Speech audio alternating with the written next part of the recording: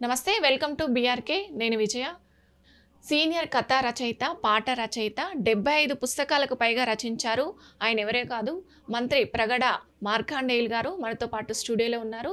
వారిని అడిగి మరిన్ని విషయాలు సినీ ఇండస్ట్రీ గురించి, ఇక మిగతా విషయాల గురించి కూడా అడిగి తెలుసుకుందాం. నమస్కారం సార్. నమస్కారం సార్, అక్కినేని నాగేశ్వరరావు గారి సినీ జీవితం గురించి మీకు తెలిసిన కొన్ని విషయాలు.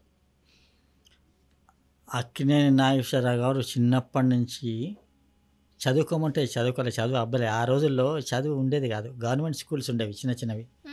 ఆ చదువుకో అంటే నాటకాలే ఎక్కువ పాత రోజుల్లో. చిన్నప్పుడు ఆయన నాటకాలంటే ఇష్టం. నాటకాలు కూడా చిన్నప్పటి నుంచి వేసేవాళ్ళు. ఆడవేషాలు కూడా వేశాడు ఆయన. చాలా కష్టపడ్డాడు సినిమా ఫీల్డ్లో నిలదొక్కుకోవడానికి. చాలా కష్టపడ్డాడు ఆయన పైకి రావాలంటే.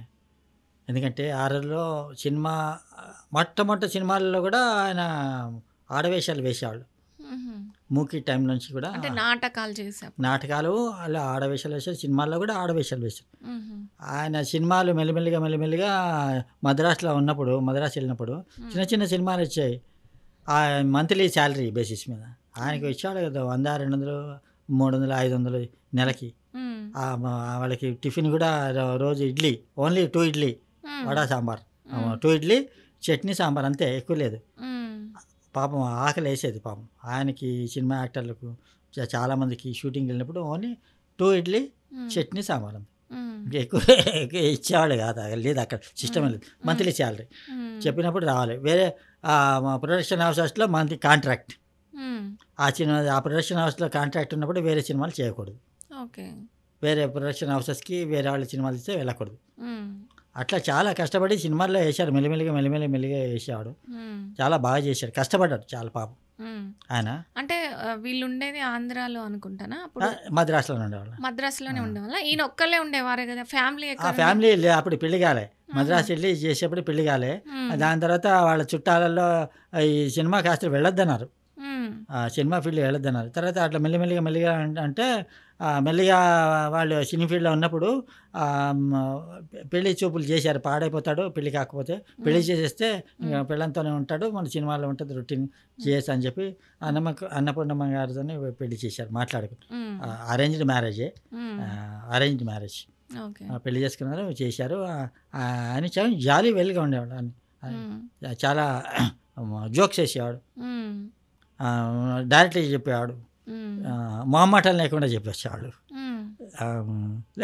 లేడీస్ అంటే కొంచెం ఏడిపేయడం, ఏదో మాటలతోనే ఏడిపేయడం అంటే జస్ట్ జోవియల్గా ఉండేవాడు. కానీ కొన్ని జోకులు వేసి, కొన్ని సందర్భానుచితంగా జోకులు వేసి చాలామందికి, కొంతమందికి నచ్చుతుంది, కొంతమందికి నచ్చదు. కొంతమంది హీరోయిన్స్ ఉంటారు అప్పుడెప్పుడు వస్తున్నాడు సినీ ఫీల్డ్లో, ఇంత చనువుగా ఉండడం కొంతమంది ఇష్టం ఉండదు. అంటే ఎక్కువ ఎవరితో చేశారు? హీరోయిన్ ఎవరితో ఎక్కువ సినిమాలు చేశారు అక్కినేని నాగేశ్వరరావు? అప్పట్లో మొదట్లో సావిత్రి, అంజలిదేవి ఫస్ట్. అంజలిదేవి, సావిత్రి. దాని తర్వాత చాలా మందితో, కాంచన్తో చేశారు, రాజశ్రీతో చేశారు. తర్వాత చాలా కృష్ణకుమారి. దాని తర్వాత చాలా సినిమాలు చేశారు, చాలా హీరోయిన్స్తో చేశారు. బాగా చేశాడు. యాక్షన్ పరంగా అయితే దానికి వంకబెట్టాల్సిన అవసరం లేదు. ఆయన సినిమాలు కొన్ని దేవుడి సినిమాలు అంటే దేవుడు అంటే నమ్మకం ఉండేది కాదు, నమ్మకపోతే. కానీ దేవుడి సినిమాలు చేశాడు. భక్త తుకారం, అదే వేరే దేవుడి సినిమాలు, ఈవెన్ పౌరాణికాల్లో కూడా చేశాడు. కృష్ణార్జున యుద్ధంలో చేశాడు, అర్జునుడి కింద బ్రహ్మాండంగా చేశాడు. అసలు హిట్, కృష్ణార్జున యుద్ధం హిట్. నారదుడి కింద కూడా చేశాడు చిన్నప్పుడు. నారదుడి కింద హీరోల కింద చేశాడు. మంచి పోర్షన్, పెద్ద పోర్షన్, హీరో పోర్షన్. మీరు ఇష్టంగా చూసిన సినిమా అప్పట్లో బాగా కృష్ణార్జున యుద్ధం చూశాను. తర్వాత కొన్ని ఆత్మబలం ఒకటి, ఆత్మీయులు ఒకటి, భానుమతం సినిమా ఒకటి చేశారు. అది భలే ఇష్టమైంది. దాంట్లో సినిమా ఒకటి ఉన్నది, అదే ఒక పాట ఉన్నది, మల్లె పూలు పొట్టికున్నది ఎవరి కోసం అన్నది, సూపర్ హిట్. తెల్ల చీర కట్టుకున్నది ఎవరి కోసము, అది బ్రహ్మాండమైన సినిమా. మ్హూ. ఆ, అక్కినేని నాగేశ్వర సినిమాలు చూడని లేవండి, ప్రతిదీ చూసా. మ్. ఆ, ఆ, అంత సూపర్ క్యారెక్టర్స్ మ్. అంటే. ఆయన ఎలా ఉండేవారు? ఎలాంటి ఫుడ్ తినేవాళ్ళు? ఆయన లైఫ్ స్టైల్ ఏంటి అసలు? ఆయన దేవదాసి సినిమా, పాత దేవదాసి తీసినప్పుడు ఆయన మత్తుగా ఈ పాటలు ఉన్నాయి. అవును. కుడి ఎడమైతే పొరపాటు లేదు ఆ సినిమా. ఆయన కళ్ళన్నీ మత్తుగా ఉండాలి. మత్తుగా ఉండాలంటే ఆయన చెప్పాడు, నేను పెరుగన్నం ఇంత తినేవాడిని, ఎక్కువ తినేసాను, నిద్ర వస్తుంది. మత్తు రావాలంటే కళ్ళలో మత్తు కనబడాలి, పెరుగన్నం తింటే ఆయన తిండి పుష్టి బాగా లాగించాడు. నేను పని చేయాలి కదా సినిమాలలో, పొద్దున్న సాయంత్రం దాకా. ఎన్ని సినిమాలు అంటే ఆయన బ్రహ్మాండమైన హిట్. ఆల్కహాల్ తీసుకోపోతుండే? ఆయన తీసుకునేవాడు కాదు, ఎప్పుడో వన్స్ ఇన్ బ్లూ మూన్, 3 నెలలకో 6 నెలలకో ఎప్పుడో ఇంట్లో పిలిచి ఎన్టీ రామారావు గారు ఆయన ఇంట్లో కూర్చొని తీసుకురాలి, ఒక పెగ్గు అంతా తీసుకుని సందర్భాలు ఉన్నాయి. తర్వాత రెగ్యులరే కాదు, రెగ్యులర్ నాచురల్ కొంచెం ఏదో మా ఆల్కహాల్ అంటే ఎట్లా టేస్ట్ చేయాలని చెప్పి ఎన్టీఆర్ ఆయన కూడా తీసుకున్నారు, ఇద్దరు కూర్చుని తీసుకున్నారు, సందర్భాలు ఉన్నాయి, కొంచెం కొంచెం తీసుకునేవాళ్ళు. నాగేశ్వరరావు గారు అప్పట్లో తీసుకునేవాళ్ళు కాదు, నాన్ డ్రింకర్, ఎప్పుడో వన్స్ ఇన్ బ్లూ, అది డ్రింకింగ్ కింద రాదు. దాని తర్వాత ఆయనకి హార్ట్ బైపాస్ సర్జరీ అయింది. ఫారెన్కి వెళ్ళి ఆయన 60 సంవత్సరాలు ఇప్పుడు ఈవెంట్ ఫారెన్ మరి గెటింగ్ బైపాస్ జరిగింది. బైపాస్ చేస్తే డాక్టర్లు ఏమన్నారు, బైపాస్ చేస్తే మరి ఉంటుందో ఉండదో, దానికి కొత్త మెథడ్ చేస్తాము, అది మీరు సినిమాలను తగ్గియాలి, యాడ్ చేయకూడదు, స్ట్రెయిన్ తీసుకోకూడదు అవి చెప్తే, సరే ఆపరేషన్ చేసుకోకపోతే తొందరగా పోతాం అన్నారు. ఆపరేషన్ చేస్తే ఒక 5 ఏళ్ళలో 10 ఏళ్ళలో 15 ఏళ్ళలో బతుకుతా అన్నారు. ఆయన ఆపరేషన్ అంతా 25 ఏళ్ళు బతికాడు, 25 years. అవి తీసుకొని వచ్చిన తర్వాత కొన్ని సినిమాలు కొంచెం తగ్గించేసాడు, స్ట్రెయిన్ లేకుండా. మళ్ళీ గంతులు వేయడం, ఎగురులాడడం, డ్యాన్స్. యాక్చువల్లీ అక్కినేని నాగేశ్వరరావు గారు డ్యాన్స్, హీరో డ్యాన్స్, అప్పుడు కామెంట్స్ కూడా వచ్చాయి, హీరో అంటే డ్యాన్స్ చేయడం ఏంటి, మీడియా రాశారు, హీరో షుడ్ నాట్ డ్యాన్స్ అని. డ్యాన్స్ చేయడం మొదలు పెడితే జనాలు విపరీతంగా లైక్ చేశారు. హీరోయిన్తో డ్యాన్స్ చేస్తుంటే పరిగెత్తుకుంటూ పోయి ఇట్లా అనడం డ్యాన్సులు చేయడం ప్రజలు లైక్ చేశారు. దాన్ని బట్టి ఎన్టీ రామారావు గారు కూడా డ్యాన్స్ చేయడం మొదలుపెట్టారు. ట్రెండ్ అయింది అట్లా డ్యాన్స్ చేయడం. లేకపోతే హీరోలు డ్యాన్స్ చేయడం అప్పుడు కామెంట్స్ చాలా వచ్చాయి. చేయబోతుండేనా అప్పుడు? డ్యాన్స్ చేసేవాళ్ళు కాదు హీరోస్, చేస్తే comments, bad comments, heroes should not dance అని. ఎందుకు చేయాలి, ఆడవాళ్ళు చేయాలి, మగవాళ్ళు ఎందుకు డ్యాన్స్ చేస్తారని అప్పట్లో పెద్ద పెద్ద వాళ్ళు అన్నారు, జనాలు కూడా అన్నారు. దాంతో అది ట్రెండ్ అయిపోయింది. డ్యాన్స్ లేకపోతే సినిమాలు ఉండేవి కాదు, చూసేవాళ్ళు కాదు. అవి డ్యాన్సులు చేస్తుంటే అక్కినేని నాగేశ్వర ఏఎన్ఆర్ గారిది సినిమాలు హిట్, లైక్ చేసేవాళ్ళు, ప్రతి పాట హిట్టే. సినిమాలో 6 పాటలు అంటే 6 పాటలు హిట్ అండి. అంటే వెనకట్లో అప్పుడు ఆడవాళ్ళే డ్యాన్స్ చేయాలి, మగవాళ్ళు చేయొద్దని ఉందా? చేయకూడదు అని అది ఉంది పబ్లిక్లో. కామెంట్స్, బ్యాడ్ కామెంట్స్ రాసేవాళ్ళు అప్పుడు, ఓన్లీ ఫర్ డ్యాన్స్. మీరు చూడండి అప్పుడు ఏ స్టేజ్, ఇప్పుడు డ్యాన్స్ లేకపోతే సినిమా లేదు అసలు. డ్యాన్స్, ఆ డ్యాన్స్ కూడా మామూలు డ్యాన్స్ కాదు, క్లబ్ డ్యాన్సులు అవి ఇవి అవితేనే చూస్తున్నాను. నార్మల్గా పాత హీరోలు డ్యాన్స్ చేసినట్టు చూస్తే సీట్లన్నీ ఖాళీ ఉంటాయి. ఇప్పుడు అసలు ఎవరు ఇష్టపడరు. అట్లా నాగేశ్వరరావు గారు చాలా కష్టపడ్డారు, ఆయన సినిమాలు హిట్ అయ్యాయి. ఆయన చెప్పేవాళ్ళు, ఒక టైంలో కూడా చెప్పారు.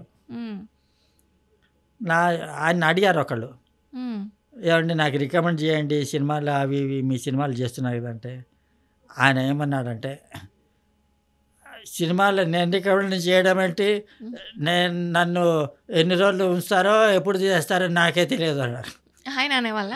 ఆయనకే నమ్మకం లేదు, ఏ సినిమాలో ఎప్పుడు ఉంచుతారో ఎప్పుడు చేస్తారు అంటే. ప్రొడ్యూసర్స్కి భయపడేవాళ్ళు, డైరెక్టర్స్కి భయపడేవాళ్ళు. నాగేశ్వరరావు గారు వాల్యూ వెయిట్ అంత వాల్యూ ఇచ్చేవాళ్ళు ప్రొడ్యూసర్స్కి, డైరెక్టర్ చెప్పింది వేదం, ప్రొడ్యూసర్ చెప్పింది వేదం. ఇప్పుడు ఈ హీరోలు చెప్పిన వేదం, ప్రొడ్యూసర్ డైరెక్టర్ నిల్, అట్లా ఉండేవి. కానీ నాగేశ్వరరావు గారు కూడా చాలామంది హీరోయిన్తో చాలా జోకింగ్గా మాట్లాడేవాళ్ళు. ఒక సందర్భంలో నాగేశ్వరరావు దగ్గరికి ఒక హీరోయిన్ వెళ్ళింది, చిన్నపాటి సార్ నాకు ఏం లేవు సినిమాలో వాటిలో వీటిలో నన్ను పెంచుకోండి సార్, కొంచెం పెరిగిన అమ్మాయి కొంచెం ఏజ్డే, నన్ను పెంచుకోండి సార్ మీరు అంటే, అప్పుడు ఇమ్మీడియట్గా ఏమమ్మా నిన్ను పెంచుకోవడం అంటే ఉంచుకుంటారు కానీ అని అలాంటి జోక్ వేశారు. జోక్ ఆయన పేరు ఉంది కానీ పేరు చెప్పను, ఎందుకంటే చిన్నపుచ్చుకుంటారు. ఆమె చెప్పింది అవి ఇట్లా ఉందండి, నన్ను అన్నాడు నన్ను పెంచుకోమంటే నీకెందుకమ్మా, నిన్నెందుకమ్మా, ఎవరు పెంచుకుంటారమ్మా, నిన్ను ఉంచుకుంటారు ట్విట్లో చెప్పారా, ట్వీట్ చేశారా ఆయన అప్పటికప్పుడు స్పాంటేనియస్గా.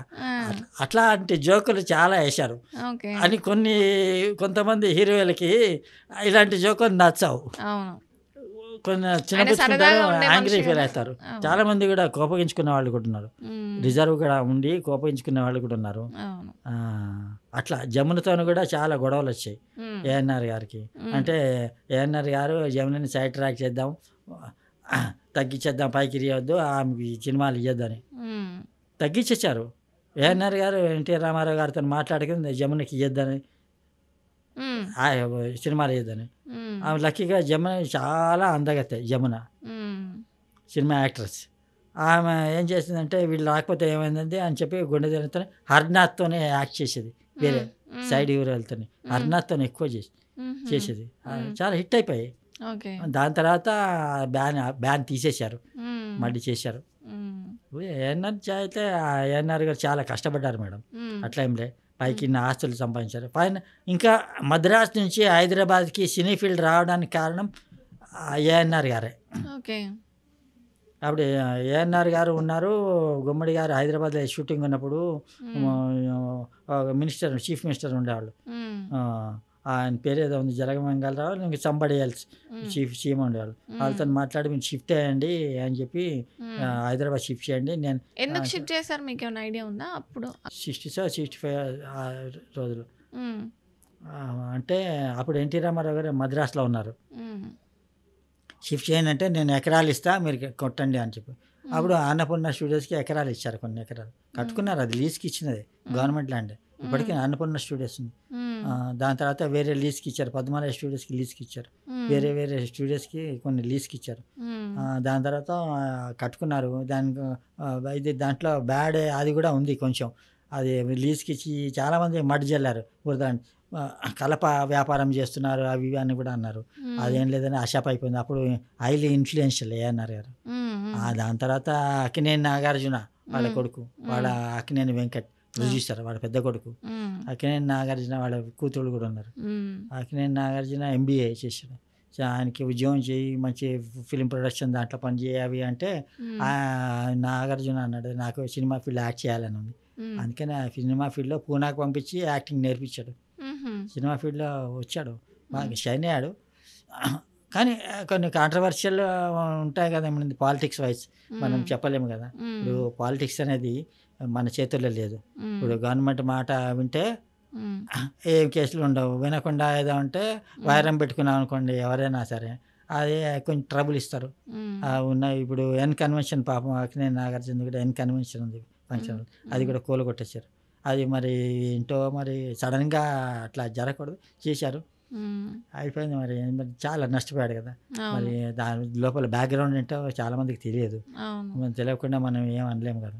అది కానీ ఏఎన్ఆర్ బాగా కష్టపడి చివరికి పాపం వాళ్ళ ఎంత కష్టపడిందంటే వాళ్ళ ఆవిడ అన్నపూర్ణమ్మ గారు చాలా బాధతో చనిపోయారు, సఫర్ అయ్యి చనిపోయారు. ఏంటో మరి ప్రాబ్లము, సఫర్ అయ్యారు. నాగేశ్వరరావు గారు కూడా సఫర్ అయ్యారు, క్యాన్సర్, కాళ్ళలో పొరలు, చర్మం అంతా ఊడిపోయాయి, గుర్తుపట్టకుండా ట్రీట్మెంట్తో చనిపోయారని ఆయన. కానీ వన్ ట్రెండ్ సినీ ఫీల్డ్ చరిత్రలో అంతకాలం ఏఎన్ఆర్ గారి పేరు ఉంటుంది, తప్పకుండా ఉంటుంది. ఏఎన్ఆర్ గారు తెలియకుండా అసలు సినీ ఫీల్డ్ లేనే లేదు. వాళ్ళు ఆయనను ఎన్టీ రామారావు గారు 2 కళ్ళ లాంటి వాళ్ళు సినీ ఫీల్డ్కి. వాళ్ళు లేనిది, వాళ్ళతోనే స్టార్ట్ అయింది సినీ ఫీల్డ్. సినీ ఫీల్డ్ ఉన్నంతకాలం వాళ్ళ పేర్లు ఉంటాయి, చిరస్థాయిగా ఉంటాయి. దీని గురించి ఏమైనా లిరిక్స్ ఉన్నాయా సార్ మీ దగ్గర? నేను రాశా మేడం. ఈ సందర్భంగా సినీ ఫీల్డ్కి సంబంధించింది పవిత్ర మనసు. మనసు కుశలమా ఆత్మ అడిగింది అంతరాత్మతో, ఉమ్, మనసు జాడ తెలియదని వాపోయే చిరు ఆత్మ. అంధకారమాయనని జ్ఞానేంద్రియము సైగ చేసే, అధోగతి పాలొందెనని నీరసించే పంచేంద్రియాలు. ఉమ్, ఏ దిక్కు కాంచినను మనసుకు ఆహ్లాదము లేకపోయే, ఉమ్, ఎంత వెతికినను గోరంత వెలుగు మనసుకు కరువాయే, ఎవరినడిగినను మనసుకి ప్రశాంతత లేదని వాపోయే, ఉమ్, ఏమి జన్మమో ఏమి పాపమో ఏమి రుణకర్మమో. ఉమ్, పవిత్ర భూమిలో మానవ జన్మ శ్రేష్టమని భావించిన, జన్మమే పాప కర్మలాయ అని వాపోయే, ధనమున్న వారికి మనస్తాపము మెండు, సంపద లేని వారికి జీవనమే భారమాయే, ఉమ్, ప్రపంచమే ఒక కలతల మాయే, ఉమ్, ఉన్నవారికి ఒక ఆందోళన, లేని వారికి ఒక ఆశాపాశం, ఉమ్, జీవికి లేదు సుఖ సంతోషం, మనిషి బ్రతుకులు సాగే పోరుబాటలో. మనసు కుశలమా ఆత్మ అడిగింది అంతరాత్మతో, మనసు జాడ తెలియదని వాపోయే చిరు ఆత్మ. ఇది లిరిక్స్ అండి. బాగుంది సార్. పాటలు సినిమాలో పాడుకుంటే ఉపయోగిస్తే మంచి బాగుంటుంది. Okay, thank you sir. Thank you madam. Sir ద్వారా చాలా విషయాలు తెలుసుకున్నాం కదా, మరిన్ని విషయాలు మరో ఎపిసోడ్లో తెలుసుకుందాం. నమస్కారం.